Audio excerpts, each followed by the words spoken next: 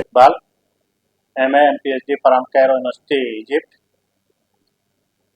13 मई 2023 को जामिया मोहम्मदिया के college of Arabic language and Islamic studies में मैंने एक लेक्चरर और प्रीचर की हैसियत से अप्लाई किया और इंटरव्यू के बाद मेरा अपॉइंटमेंट हुआ। अपॉइंटमेंट जब हुआ तो मैं बहुत ही खुश था कि एक ऐसी जगह पे मेरा अपॉइंटमेंट हुआ है जिसका एक लंबा कैरियर है और जिसका कैंपस काफ़ी लंबा चौड़ा है और कॉलेज भी बहुत ही अच्छा लग रहा है देखने में। ये आप लोग देख सकते हैं, ये है कॉलेज। 48 ईयर्स से कॉलेज और जामिया चल रहा है और ये उसका कैंपस है। ये कैंपस है उस जामिया का जहां मैंने शुरू किया है अपना काम एज ए लेक्चरर। ये वो कॉलेज है, college of Arabic language and Islamic studies. इसमें और बहुत सारे कॉलेजेस हैं। ये आयशा सिद्दीका गर्ल्स कॉलेज, आफाक एकेडमी, अस्मा खातून जूनियर कॉलेज,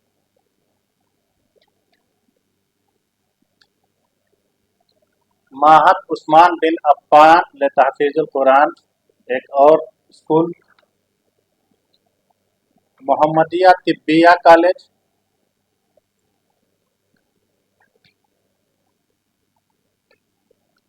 और मौलाना मुख्तार अहमद नदवी टेक्निकल कॉलेज।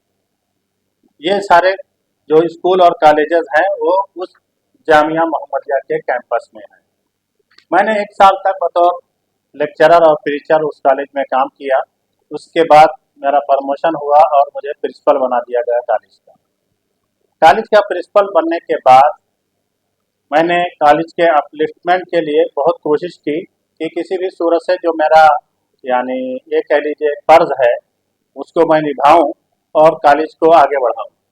मैंने बहुत सारी चीज़ें कॉलेज के लिए की। उसका प्रॉस्पेक्टस भी, जो इतना बड़ा प्रॉस्पेक्टस है कि अगर आप देखेंगे तो हैरान रह जाएंगे। ये है prospectus college of Arabic language and Islamic studies, जो अरबिक में है और 250 पेजेस में है। ये इसका प्रॉस्पेक्टस है। इसको शॉर्ट करके हमने 60 पेजेस में कर दिया। यहाँ पे जो स्टूडेंट हैं, ये स्टूडेंट डिटेल है जो कि एकेडमिक ईयर 2024 और 25 में थे। इसी तरीके से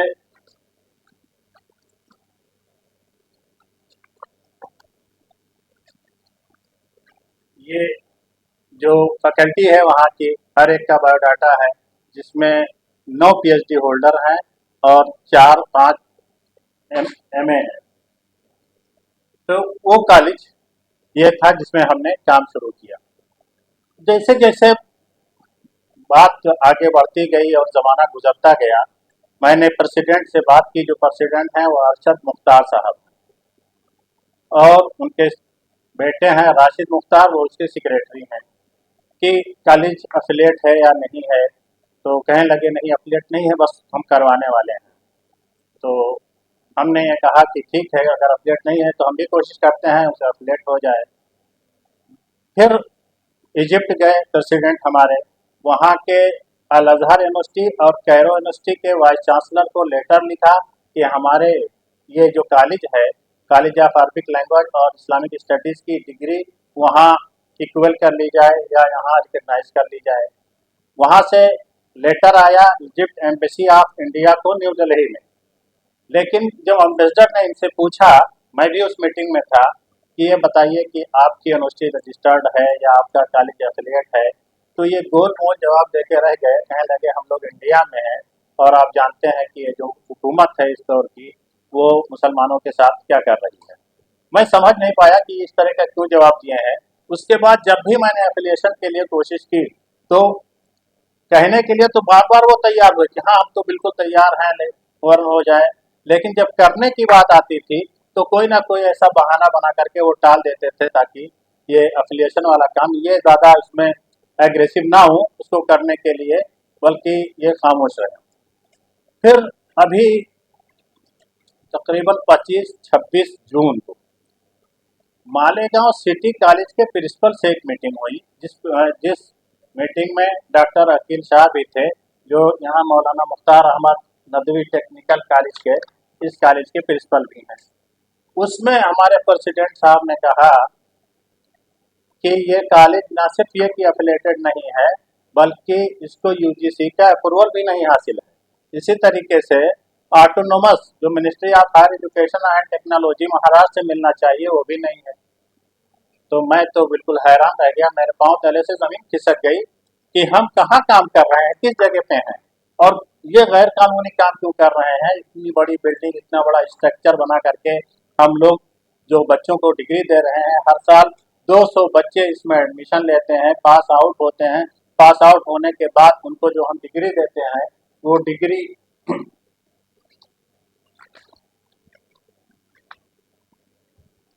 ये बीए फर्स्ट ईयर,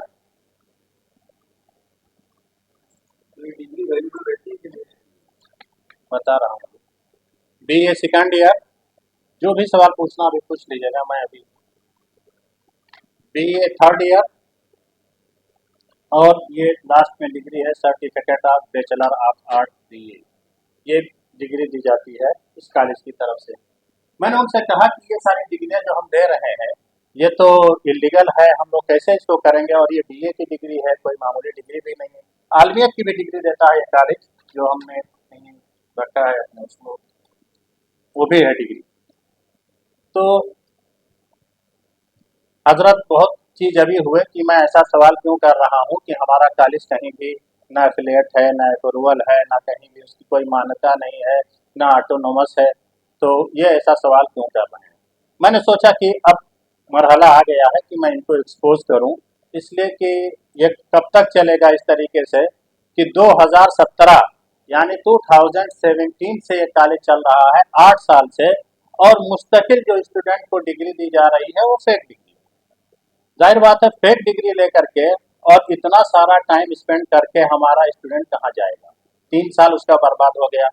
हमसे स्टूडेंट भी पूछते थे कि बताइए एफिलिएशन कब हो रहा है। मैंने कहा कि एफिलिएशन बहुत जल्दी होगा शुरू में, लेकिन जब मैंने रवैया देखा अपने प्रेसिडेंट का, तो हमने कहा कि एफिलिएशन होता है अज़्म और हौसले से। लगता है कि हमारे इंतजामिया के पास अज़्म और हौसला नहीं है, लेकिन ये उस वक्त की बात है जब वो मीटिंग मालेगांव के सिटी कॉलेज प्रिंसिपल के साथ नहीं हुई थी। मैं समझता था कि मेरे कॉलेज के पास अगर एफिलिएशन नहीं है किसी यूनिवर्सिटी से, लेकिन उसके पास यूजीसी का अप्रूवल तो होगा ही, या कम से कम ऑटोनोमस होगा, खुद मुख्तारी का जो सर्टिफिकेट दिया जाता है मिनिस्ट्री ऑफ हायर एजुकेशन की तरफ से। लेकिन पूरी की पूरी डिग्री इलीगल है, ये मुझे बिल्कुल इल्म नहीं था। उस जब इल्म हुआ तो मैंने सोचा एक्सपोज करूँ। एक्सपोज करने के लिए जाहिर बात है कि आपके पास कुछ चीज़ें चाहिए कि आप इसको बताएं, लोगों को पब्लिक तक पैगाम पहुंचे, ताकि बच्चे इसमें ना आए, या जो बच्चे आए हैं वो सचेत हो जाएं, पेरेंट्स को भी पता चल जाए कि कितना बड़ा फ्रॉड हमारे साथ हो रहा है। इसलिए कि एजुकेशन लाइन में आजकल वो कंपटीशन की ज़िंदगी हो गई है। अगर 3 साल हमारा बर्बाद हो गया है इस चक्कर में, तो बहुत बड़ा नुकसान होता है।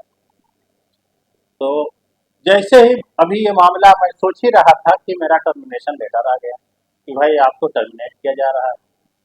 मैंने पूछा क्यों टर्मिनेट किया जा रहा है, कोई जवाब नहीं आया।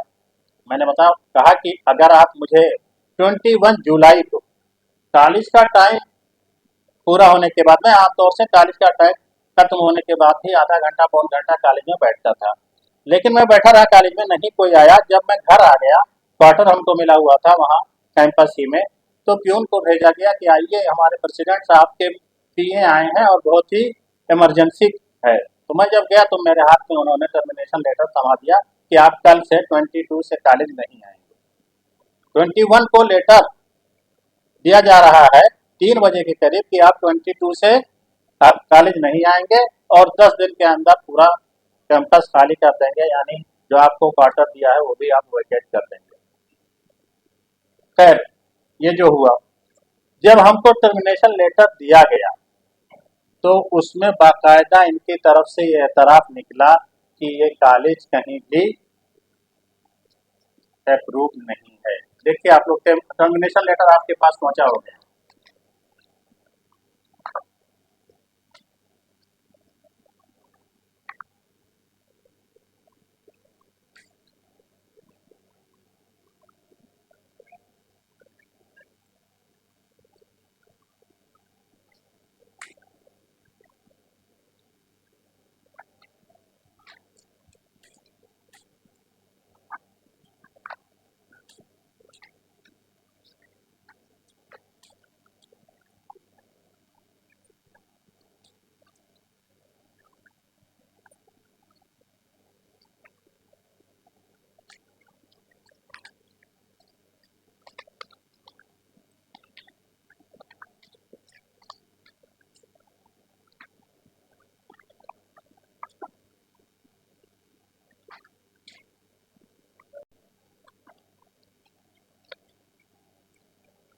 इसमें क्या लिखा हुआ है, हमें टर्मिनेट किया जा रहा है।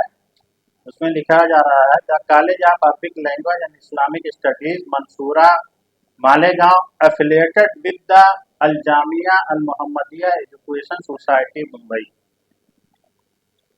Affiliated with Jamia Mohammadia education society Mumbai. उसी दिन से मुझे पता चला कि एफिलिएशन अब यूनिवर्सिटी नहीं देती है बल्कि अब सोसाइटी भी एफिलिएशन देने लगी है। तो ये जो इनका फराड था, इन्होंने खुद अपने टर्मिनेशन लेटर में क्लियर कर दिया कि हमारा जो कॉलेज है वो किससे एफिलिएट है, अलजामिया मोहम्मदिया एजुकेशन सोसाइटी से। जब टर्मिनेशन लेटर दिया गया मुझे तो उसमें लिखा हुआ है अलजामिया मोहम्मदिया एजुकेशन सोसाइटी, और यहाँ पे जो डिग्री दी जा रही है स्टूडेंट को उसमें क्या लिखा हुआ है, सिर्फ जामिया मोहम्मदिया एजुकेशन सोसाइटी। यानी इसमें भी जो सोसाइटी का नाम दिया गया वो नाम भी गलत है। लीगल कौन सी है इनकी society, the Al Jamia Al Mohammadia education society. ये देखिए, ये है the Al Jamia Al Mohammadia education society, ये रजिस्टर्ड है यहाँ चैरिटी कमीशन में। लेकिन अल जामिया मोहम्मदिया एजुकेशन सोसाइटी और जामिया मोहम्मदिया एजुकेशन सोसाइटी ये रजिस्टर्ड नहीं है। बाकायदा लेटर है ये सोसाइटी की तरफ से जिसमें ये लिखा हुआ है कि ये रजिस्टर्ड नहीं है। ये देखिए, इसमें लिखा हुआ है कि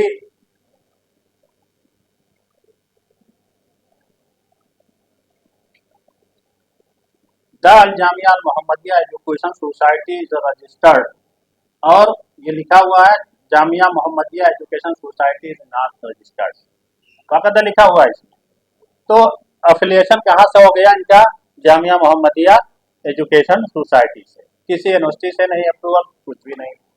मैंने कुछ और डिटेल जानने की कोशिश की कि खाली फराड इसी कॉलेज में चल रहा है या किसी और कॉलेज में भी चल रहा है। तो ये अभी आप लोगों को मैं दिखाया कि आफाक एकेडमी के नाम से एक स्कूल चल रहा है। आफाक एकेडमी एक 10वीं तक यानी हाई स्कूल तक मान्यता प्राप्त स्कूल है, लेकिन इस आफाक के नाम पे 4 इलीगल स्कूल चल रहे हैं। सबसे पहला क्या है, अल मुख्तार एकेडमी। अल मुख्तार एकेडमी ये है आफाक एकेडमी, ठीक है।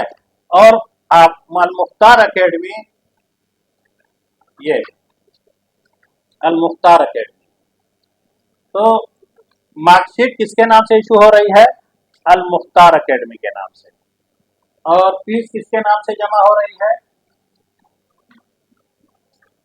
वो भी अल मुख्तार एकेडमी के नाम से फीस भी जमा हो रही है।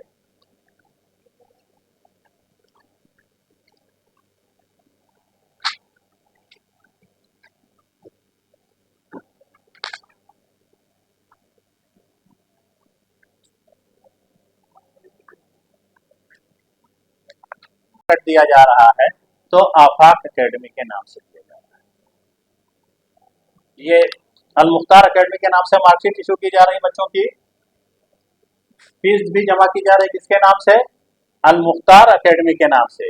लेकिन जब लिविंग सर्टिफिकेट या माइग्रेशन सर्टिफिकेट इशू किया जा रहा है तो किसके नाम से, आफाक एकेडमी के नाम से। इसका मतलब ये है कि अल मुख्तार रजिस्टर्ड नहीं है, उसको फेक तरीके से आफाक के बैनर के नीचे चलाया जा रहा है।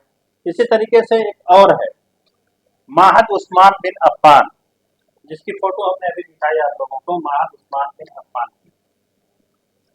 तो उसका भी फीस उसकी जमा होती है किसके नाम से? माहद उस्मान बिन अफ्फान। मार्कशीट दी जाती है माहद उस्मान बिन अफ्फान, लेकिन लिविंग सर्टिफिकेट, टीसी, माइग्रेशन जब दी जाती है तो आफाक के नाम से। इसी तरीके से ये आयशा कॉलेज भी है, आयशा गर्ल्स कॉलेज, इसकी भी लिविंग सर्टिफिकेट किसके नाम से दी जाती है? आफाक के नाम पे, और बकिया मार्कशीट और फीस जमा की जाती है आयशा के नाम पे। तो सिर्फ यही नहीं, बल्कि अब आप देखिए कि अल मुख्तार अकेडमी, आयशा कॉलेज और एक है अस्मा खातून जूनियर कॉलेज, इसकी भी यही कहानी है कि फीस आती है किसके नाम से? अस्मा खातून जूनियर कॉलेज। मार्कशीट अभी इशू नहीं हुई है, इसलिए कि पिछले साल ये कॉलेज कायम हुआ है, लेकिन फीस जमा होती है इसी नाम से, और मार्कशीट दी जाती है या लिविंग सर्टिफिकेट दिया जाता है आफाक के नाम से। तो एक स्कूल के नाम पे एक ही स्कूल रजिस्टर्ड है और उसके नाम पे कई एक स्कूल चलाए जाते हैं जो इलीगल है हमारे इंडिया के कानून के एतबार से। जो फंड कलेक्ट किए जाते हैं वो ज्यादातर कहाँ से आते हैं? यही दो कॉलेज हैं, Ayesha Siddiqa girls Islamic college और ये Arabic language and Islamic studies college. इन दोनों के नाम पे सबसे ज्यादा फंड आता है बाहर से, और वो दो बड़े लोग हैं कुवैत में, एक है शायर ग्रुप या अशायर ग्रुप कह लीजिए, दूसरा है अशायर ग्रुप। ये कुवैत के बड़े लोग हैं जो इन सारी बिल्डिंगों को बनाए हैं, और उन्हीं का ये मतलब दिया हुआ फंड है जो यहाँ पे यूज हो रहा है। तो दो कॉलेज ऐसे हैं जिनके नाम पे बाहर से फंड आता है, इसलिए कि ये इस्लामिक कॉलेज हैं, और ये दोनों के दोनों कॉलेज इलीगल हैं। इनका कहीं भी अप्रूवल हमारे किसी भी अथॉरिटी के यहाँ नहीं है, गवर्नमेंट के यहाँ। तो न सिर्फ ये कि जो college of Arabic language and Islamic studies में पढ़ने वाले 200 बच्चे हर साल फेक डिग्री लेके जाते हैं, बल्कि ये आयशा कॉलेज के भी बच्चे फेक डिग्री लेके जा रहे हैं, बच्चियां फेक डिग्री लेकर के जा रही हैं गर्ल्स, और उनका भी फ्यूचर इससे बर्बाद हो रहा है।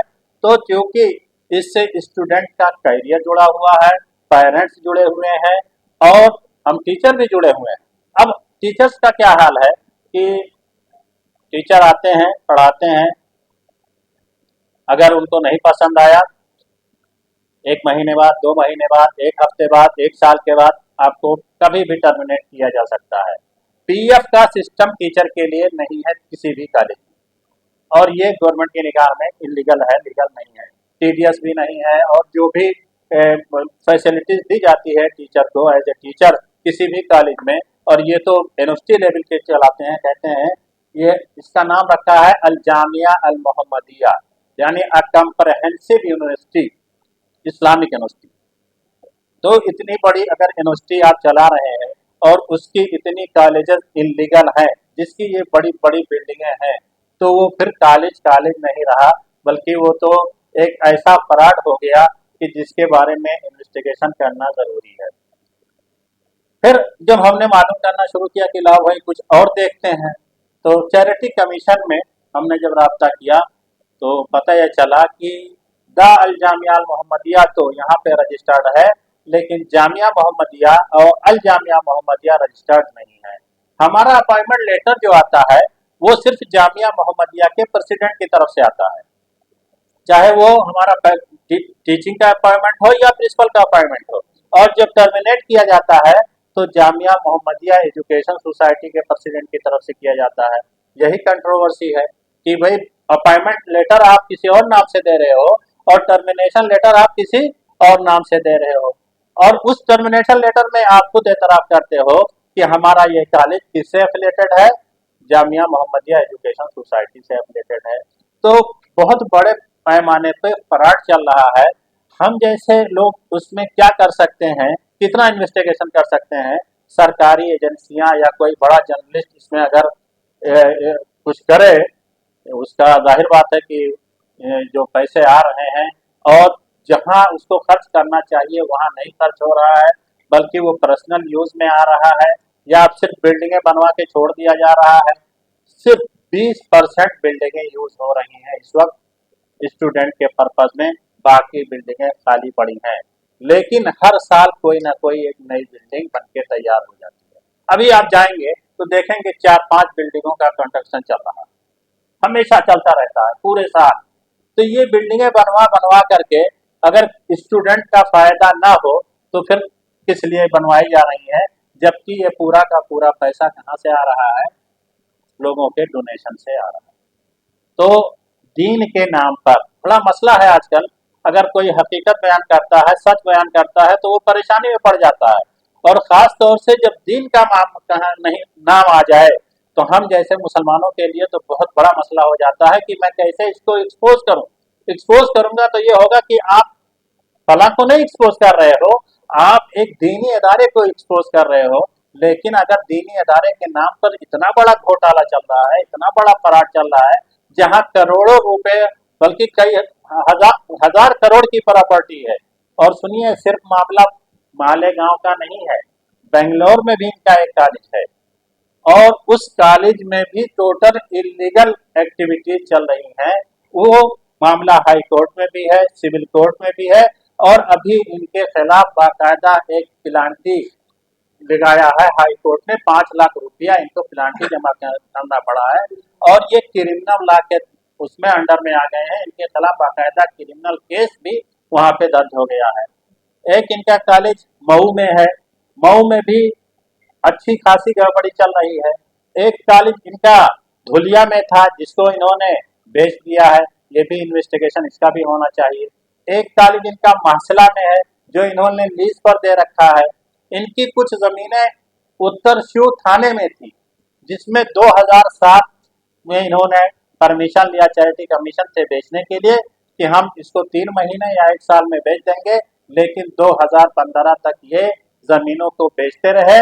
किसको दिया जमीन, किस भाव में दिया, और उसका पैसा कहाँ गया, जो फंड उससे कलेक्ट किया गया, इसका कोई सुराग नहीं है।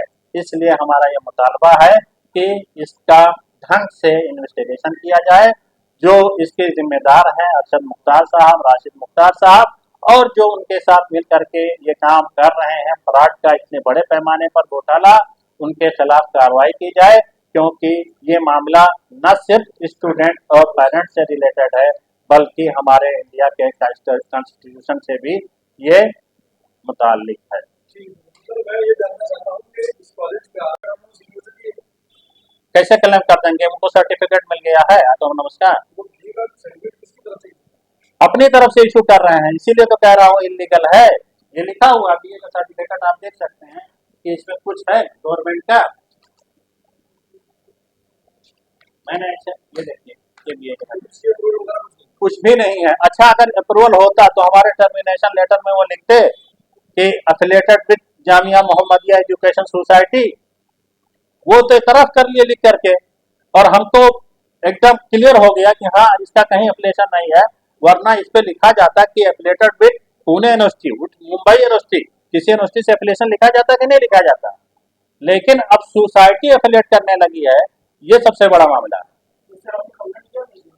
हमने कंप्लेंट कहाँ नहीं किया है, हमने एडिशनल एसपी के यहाँ मालेगांव में कंप्लेंट किया है, हमने एडिशनल कलेक्टर के यहाँ किया है, हमने डीएम के यहाँ किया है, हमने डीईओ जो एजुकेशन के होते हैं, एजुकेशन ऑफिसर वहाँ नासिक में कंप्लेंट किया है, हमने मिनिस्ट्री ऑफ एजुकेशन में मिनिस्टर को कंप्लेंट किया है, हमने चीफ सेक्रेटरी को कंप्लेंट किया है, और additional chief secretary of education को हमने खुद अपने हाथ से ले जाके मंत्रालय में दिया है कंप्लेंट, और अभी चीफ मिनिस्टर को किया है, और होम मिनिस्टर को किया है, यूजीसी को किया है, सबको हमने कंप्लेंट किया। लेकिन बड़ा मसला है भाई, कंप्लेंट तो छोड़िए, एक बार मैंने सिर्फ क्वार्टर खाली करने के लिए अपने एडिशनल डीएम से रिक्वेस्ट किया कि हमको कुछ मोहलत दिला दीजिए कि हम क्वार्टर खाली करने में, हमारी फैमिली हमारे साथ रहती है, बच्चे रहते हैं, बच्चे इन्हीं के स्कूल में पढ़ रहे हैं, हमने उनकी फीस सबमिट कर दी है, उनकी बुक्स ले ली है, उनका यूनिफॉर्म ले लिया है, 1 महीना पढ़ाई का हो गया है, और ये मुझसे कह रहे हैं फौरन खाली करो, मैं कैसे कर दूंगा। कहाँ उठा के लेके चला जाऊंगा पूरा घर। तो अचानक से क्यों निकला? हाँ, वही तो रीजन। मैंने जब रीजन पूछा, लेटर लिखा इनको, इन्होंने कोई जवाब नहीं दिया। फिर मैंने रिमाइंडर लिखा, हफ्ते भर के बाद मैंने रिमाइंडर भेजा, उसका भी कोई जवाब नहीं आया। कहाँ से आता जवाब? मामला यह है कि क्योंकि मैं इलीगल चीजों के खिलाफ आवाज उठा रहा हूँ, अब इसको वो पॉइंट आउट कैसे करें? पॉइंट आउट करें या कुछ कहें तो जाहिर बात है कि खुद ही फंसेंगे। तो कहीं से, और जितने भी हमने अभी तक कंप्लेंट किए, इसका जवाब नहीं आया है। अभी इंक्वायरी बाकायदा नहीं शुरू हुई है, इसीलिए हमको ये प्रेस कॉन्फ्रेंस करना पड़ रहा है, ताकि हम अपने इसको मैसेज को कहाँ ले जाएं, पब्लिक में ले जाएं, मीडिया में ले जाएं, और ढंग से इसका इन्वेस्टिगेशन हो। 17 हमने ईमेल्स किए हैं लोगों को, और शायद कोई डिपार्टमेंट हो जो एजुकेशन से या होम मिनिस्ट्री से मुतालिक हो, जहां हमने कंप्लेंट ना किया हो। सब डॉक्यूमेंट्स हमारे पास मौजूद है, हमने बाकायदा कंप्लेंट किया है, और अब तो हम कंप्लेंट बाकायदा सारे डॉक्यूमेंट्स के साथ कर रहे हैं। ये देखिए,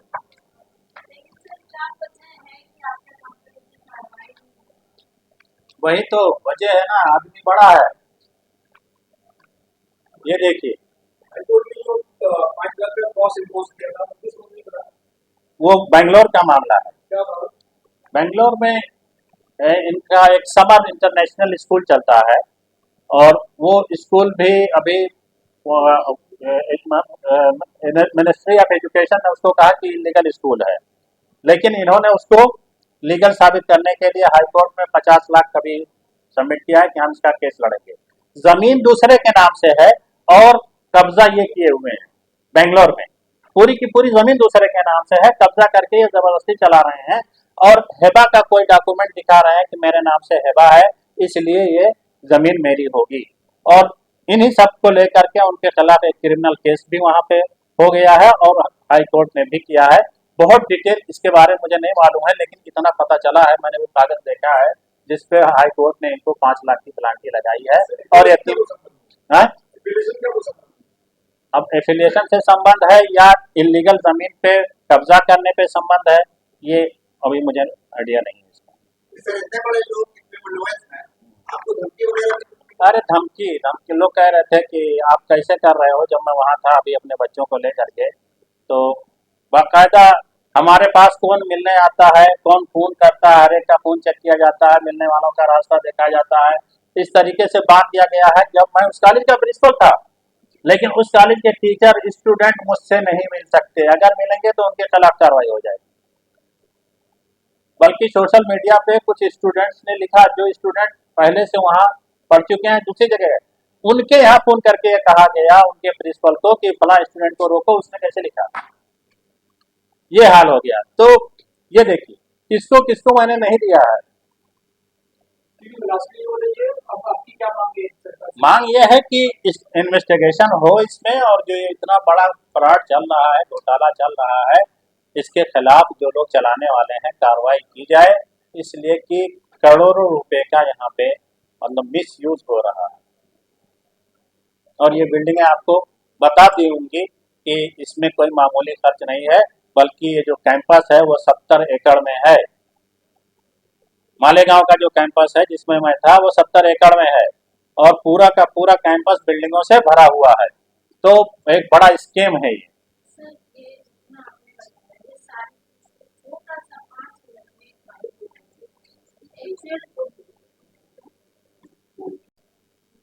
जामिया मोहम्मदिया मंसूरा के अंदर एक कॉलेज है, college of Arabic language and Islamic studies.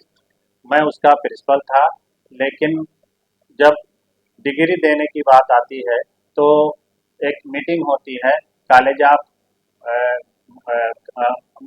Malegaon city college के प्रिंसिपल के साथ, जिसमें हमको ये पता चलता है कि ये कॉलेज ना तो यूजीसी से अप्रूव्ड है, ना ही ministry of education and higher education और टेक्नोलॉजी से ये ऑटोनोमस है, और ना ही किसी यूनिवर्सिटी से इसका एफिलिएशन है। तो हर साल इस कॉलेज में 200 बच्चे एडमिशन लेते हैं, पास आउट होते हैं, उनको बीए की certificate of bachelor in arts दी जाती है। तो इस कॉलेज का एक तरीके से कहीं कोई लीगल हैसियत नहीं है, लेकिन इसके बावजूद बच्चों के स्टूडेंट के साथ इतना बड़ा फ्रॉड किया जाता है, और इस तरीके से धोखा दिया जाता है, उनके करियर को बर्बाद किया जाता है और इसके नाम पे बाहर से करोड़ों रुपया भी वसूला जाता है। तो एक बड़ा स्कैंडल है जिसको एक्सपोज होना चाहिए। और ऐसे ही वो अल मुख्तार एकेडमी, अस्मा खातून जूनियर कॉलेज, महद उस्मान बिन अफ़्फ़ान, आयशा गर्ल्स कॉलेज, ये सारे के सारे इलीगल कॉलेज और स्कूल हैं जो वहाँ पे चल रहे हैं। उनके दो कॉलेज हैं जिनको मान्यता प्राप्त है, इसमें एक इंजीनियरिंग कॉलेज है और एक तिब्बिया कॉलेज है। एक स्कूल को मान्यता प्राप्त है और वो है आफाक एकेडमी। बाकी जितने हैं सब इलीगल हैं, लेकिन एक स्कूल के नाम पे 4 स्कूल चलाए जा रहे हैं। और इसी तरीके से कॉलेज ऑफ अरबिक लैंग्वेज में बहुत सारी गड़बड़ियां हैं जो बच्चों को इस तरीके से उनके फ्यूचर से खेला जा रहा है। इस मामले को लेकर के मैंने बहुत कोशिश की, बहुत जगहों पे मैंने अपना एप्लीकेशन दिया, लेकिन कहीं से भी कोई कार्रवाई नहीं हो रही है। इससे पता चलता है कि आदमी बहुत बड़ा है और अंदर से बहुत मजबूत है, काफ़ी पैसों वाला है, जिसके खिलाफ कार्रवाई करना इतना आसान नहीं है। मुझे भी काफ़ी तंग करने की कोशिश की गई, लेकिन अल्हम्दुलिल्लाह मैं हिम्मत नहीं हारा और आज मैं मीडिया के सामने और लोगों के सामने इस बात को रखता हूँ कि इस बड़े फराड और घोटाले का पर्दाफाश किया जाए और जो इसके चलाने वाले हैं उनको सज़ा दी जाए, ताकि कोई आइंदा इस तरह की हरकत ना करे। हमारे मुल्क के लीगल और इलीगल में फ़र्क हो और जो इलीगल एक्टिविटी करे उसके खिलाफ कार्रवाई की जाए। मांग है कि सरकार इतने बड़े पैमाने पर 2017 से डिग्री अलॉट की जा रही है, वो भी बीए की डिग्री, तो ये अब तक दार क्यों है? क्यों नहीं अभी तक आया? क्या कोई एजेंसी, चाहे वो हमारा एजुकेशन डिपार्टमेंट हो या होम अफेयर्स हो या कोई भी जो रिलेटेड हो इससे, यानी हमारे डीएम भी हो सकते हैं, इन्होंने अभी तक क्यों छोड़ रखा है कॉलेज को कि वो इस तरह की हरकत करे, या कॉलेज के या वहाँ के जिम्मेदारों को, वहाँ की इंतजामिया को जल्द से जल्द इस पर कार्रवाई हो, ताकि जो स्टूडेंट हैं उनका कैरियर ना खराब हो और फेक डिग्री ना इशू की जाए। ये हमारा मुतालबा है। हमने बहुत जगहों पर अप्लाई किया लेकिन जवाब नहीं मिला है, इसलिए मैं मीडिया के सामने आया हूँ और सरकार से ये मेरा मुतालबा है कि इस घोटाले को आम किया जाए और इसका पर्दाफाश करके जो दोषी हैं उनको सजा दिलवाई जाए। आपने